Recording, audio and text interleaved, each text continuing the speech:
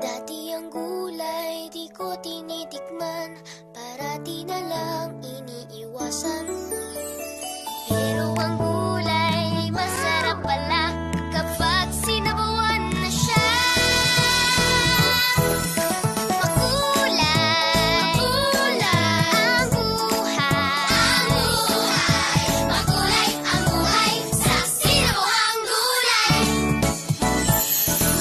Sinabawang gulay, sarap talaga. Ang bawat higop ay puno ng saya. Sinabawang gulay, sarap namnamin. Lumalakas ako, lahat ay kayang gawin. Makulay, makulay ang buhay. Makulay ang buhay sa sinabawang gulay.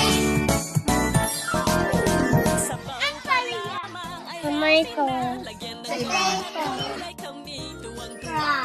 Lang, guys. Lang.